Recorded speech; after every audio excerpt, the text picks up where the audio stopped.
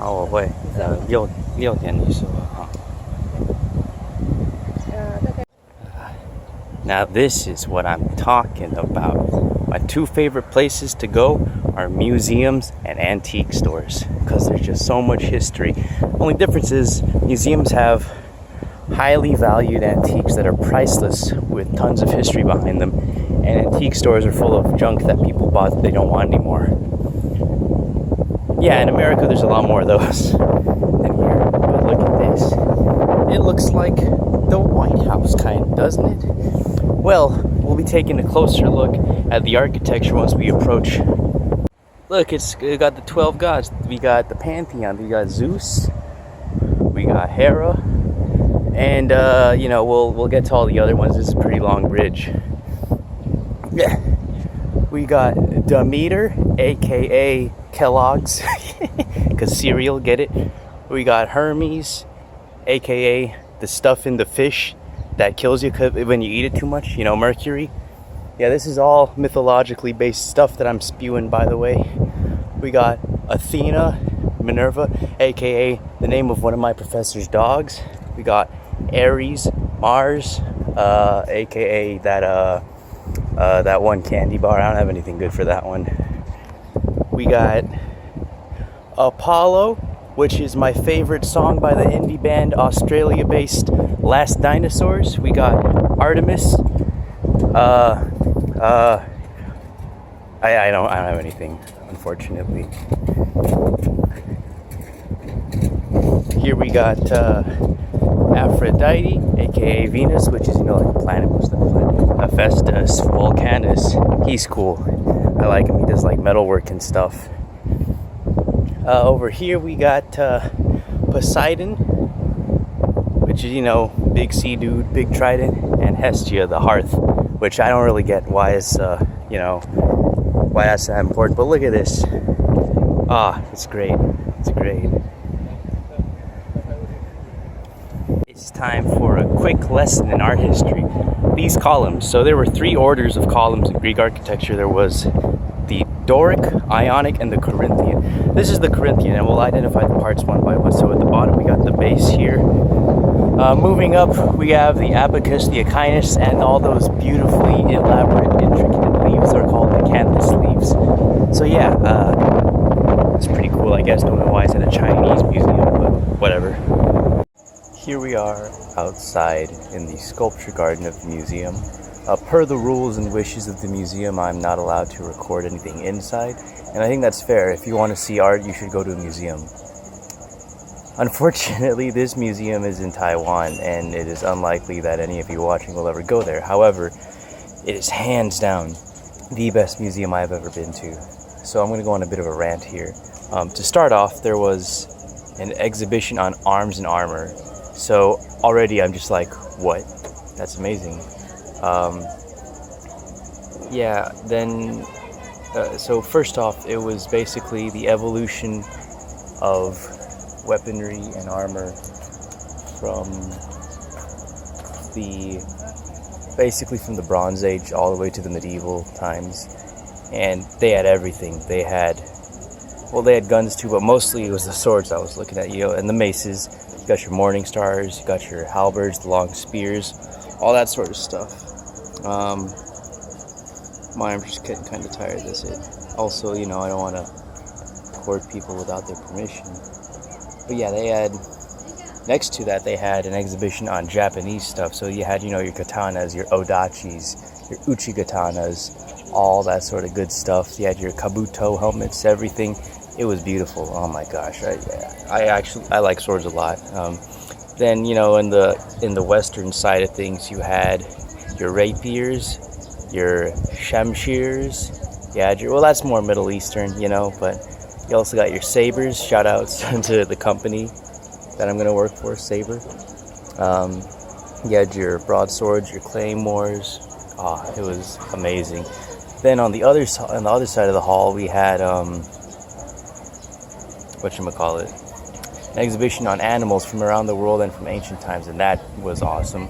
Second floor, they had a hallway for musical instruments and a special exhibition just for violins. That was awesome. On the other side, fine arts, which was mostly paintings from the Renaissance, and all that. And I gotta say, man, it's just amazing.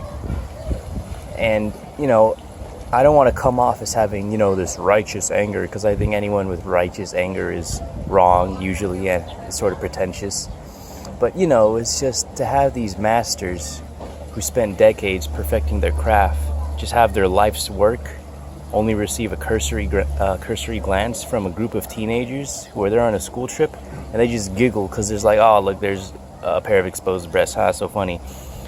It irritates me. And, not everybody likes art, and not everybody should like art, but I think everybody should respect mastery when they see it, And there's just so much art here that's all masterful. There were 2 different paintings called The Ballroom. Over 50 different individual figures pictured at a dance, each with their own facial expressions, each with modeling, which is, shadows to show depth on the faces, and it was beautiful. They had linear perspective in the room to show how large the room was. And there was this one painting that really stood out to me. It was the 4 allegories of music, and it's a painting meant to be viewed standing on the ground from a ceiling, and it's just amazing. He took into account the warped perspective from standing so far below it, in addition to the linear perspective and the environmental perspective in the actual painting. It's amazing. I like art. And you should check it out if you like art, because art is really cool.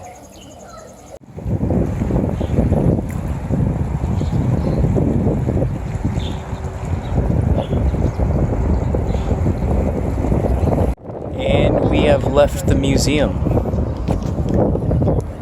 You see, I was only able to stay for about 4 hours due to closing times. And honestly, if I had someone with me who didn't know anything, I could have stayed there for 12, dude. And also if my feet didn't hurt. However, that's just kind of the way the things go. But yeah, a lot of people out here taking like graduation photos, wedding photos. It's a very nice location. This is an awesome museum. And if you're wondering, yes, I did get something from the gift shop. Yes, it was overpriced, but you know what? It's just chocolates for my aunt and my grandma, because this Sunday is Mother's Day. And, it's not like I'm buying a $3 pen or a $25 t-shirt or anything like that. However, I don't have as much of a problem buying expensive stuff from museum gift shops as I do from malls, because, even though it probably ends up in someone's pocket, if even a part of it goes towards, the upkeep of the works of art and, programs that, like outreach programs that museum have with schools that teach the arts, I think it's all worth it. Because the arts are important, even if they don't provide, any utilitarian function. They don't, make your car go faster or anything like that. They're still important. They're the hallmark of culture, and they're also really cool, right? So yeah, with this beautiful shot of this, I actually have a lot of time left until I get picked up. Let's explore. But yeah, this museum, 10 out of 10. Now, maybe you have your theories on what this is, but to me, I see a little dog. I see, there's the ears, here's like the little mouth, those are the 4 legs. I actually don't see, why don't we go read the description and see if that's what it is? Because it looks like a little dog, doesn't it? At least kinda. An abstract, gridded dog. Let's see. It's called French Bull. Got him! It's a little bulldog. I knew it. Actually like a really long path here with a bridge and everything, and I would walk all the way around, except that my feet are kind of dead because I was standing. I'm walking around and admiring art for a while. Yeah, there were benches and stuff, but it was mostly toddlers and old people asleep on them, which, I don't blame them. Me, however, a young man, I should definitely be out and about taking in the works of geese. Did you hear that? They were really loud. This is gonna need stabilizing later. There's a sign over there that says keep off the grass, use sidewalks, but they patterned the sidewalks in such a way that they're almost daring you to step on the grass. Like if a group was moving across, they'd have to, spread out, then bottleneck, then spread out again. I'm just saying, it's troll design. I might be thinking of the wrong word word for this, but I believe this is called an amphora.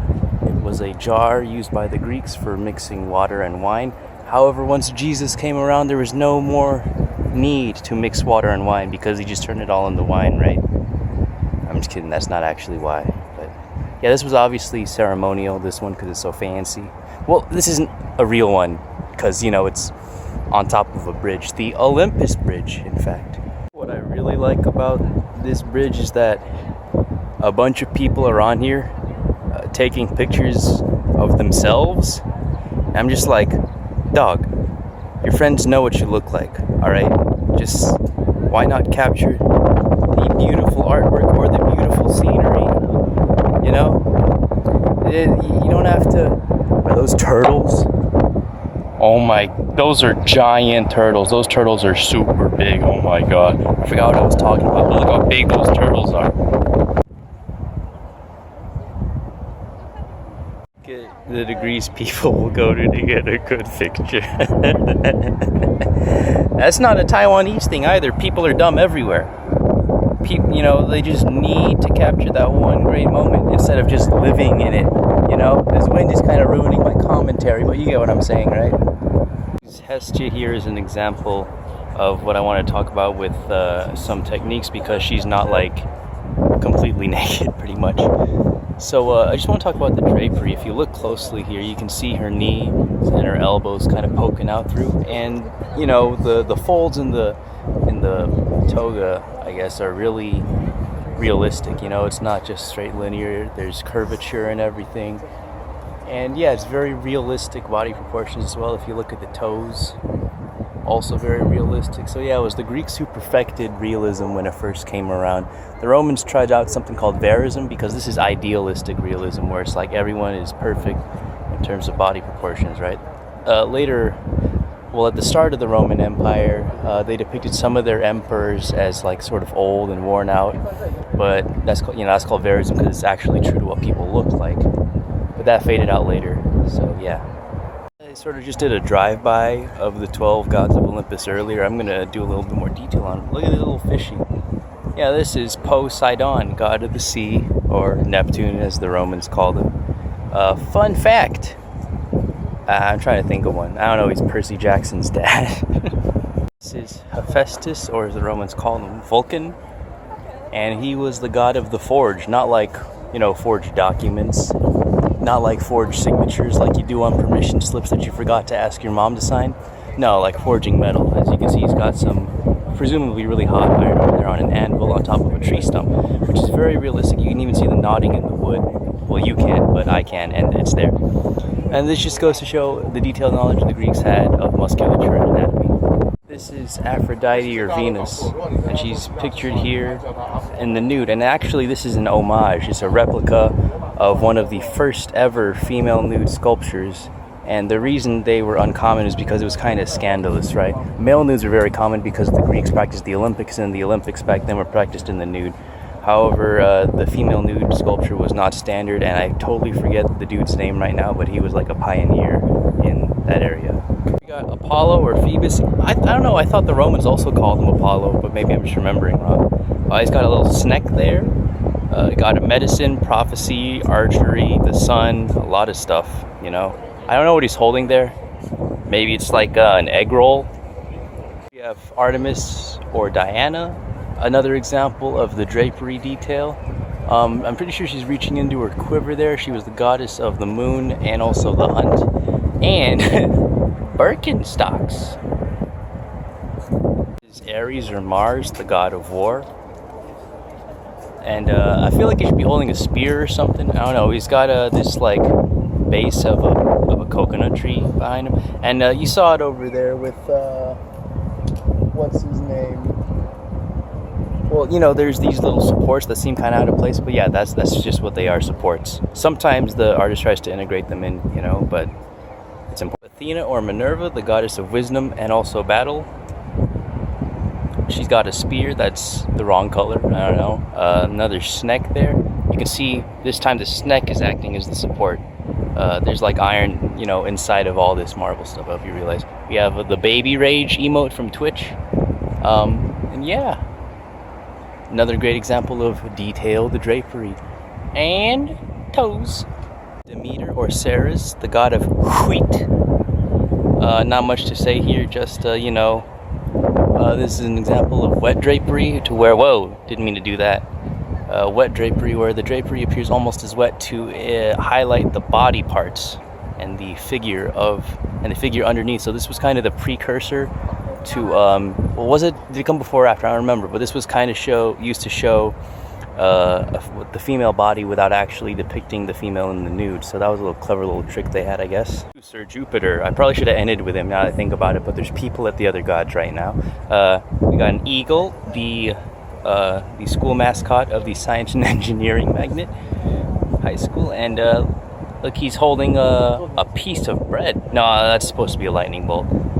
Yeah, he's got this staff, you know, ruler of Olympus or whatnot. There's a bug on his beard right now. Yeah, you know this guy. Hera or Juno, the goddess of marriage, also a great example of wet drapery, and she's got a little plate for I got nothing. Is it a plate? Yeah, it's a little plate. Huh. Hermes or Mercury, the god of travel, thieves, messengers, roadways, that sort of stuff. I believe he's holding a baby Bacchus or Dionysus. I don't know, I mean, just assuming from the bunch of grapes. And you see here, like, there's that support thing again, right? Yep. Cool fountain here. And, you know, I just remembered, yeah, Neptune is also the god of horses, because horses come from the ocean. Dude! Who you guys think is gonna take it? The lion or the snake? Or the dude on a horse? Look at this ant. Look at these ants struggling with these crumbs, man. Oh, that one's a sesame seed, actually. Where are you guys going? I thought you're all supposed to be headed in the same direction. This guy doesn't even have a piece. Oh, is he gonna get one? Not even an ant? I can't tell. Oh, let's follow Sesame Seed. He's going over there. Where's the ant pile? I don't see one.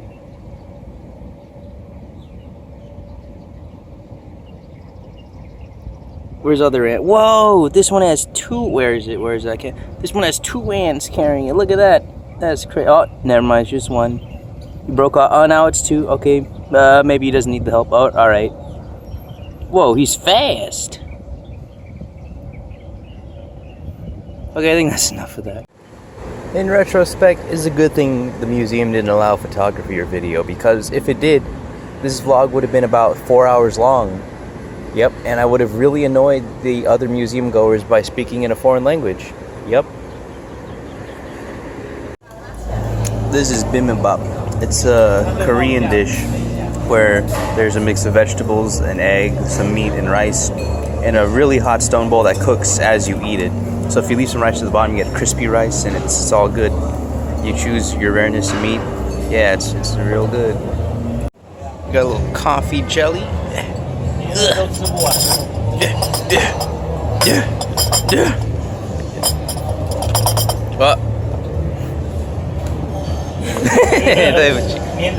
Okay, let me give you some cream, and you put it on the coffee jelly, just a little bit.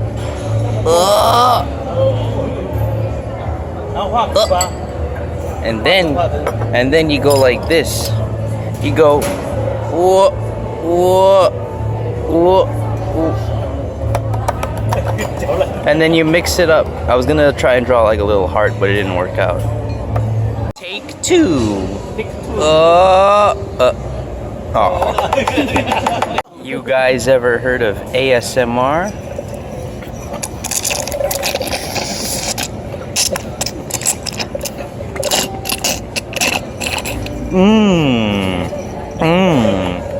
Jelly Slurpee.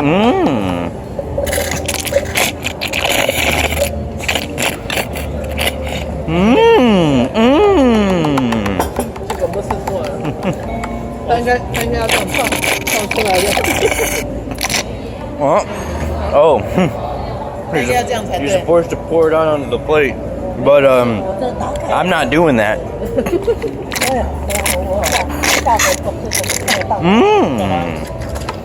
Go get him. Go get him. Go get him, little cut. Whoa, he's crazy. Whoa.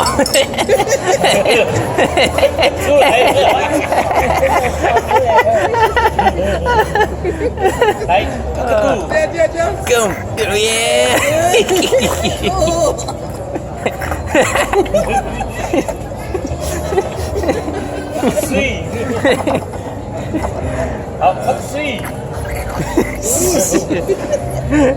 It's funny.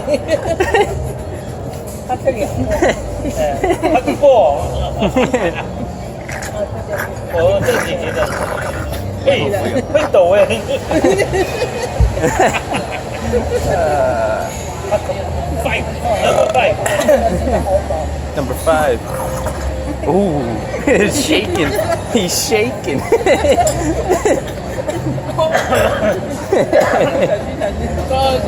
At it again.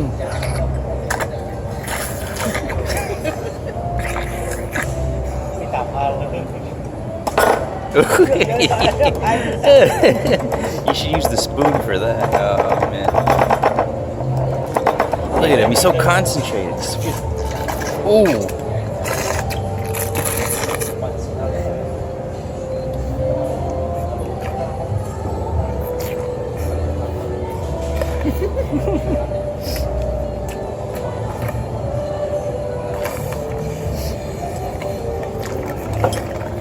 Oh, he's cleaning up the edges.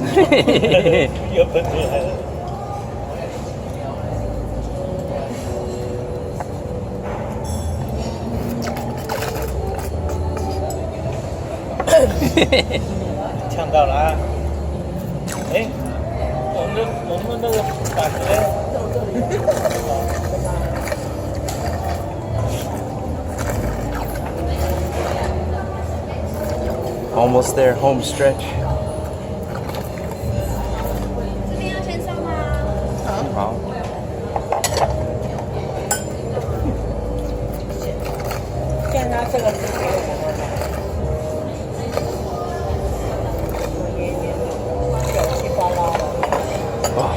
Almost there.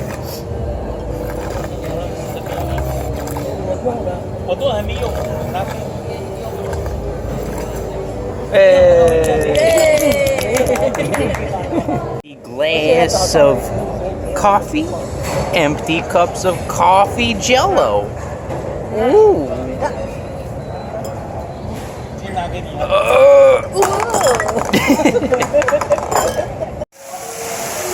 After looking at fancy sculptures all day, it's good to see one in a nice old-fashioned mall. You know, a Taiwanese person once held the cup stacking world record.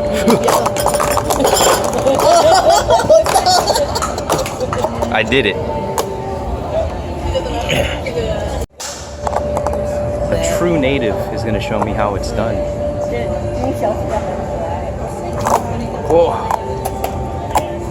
Wow.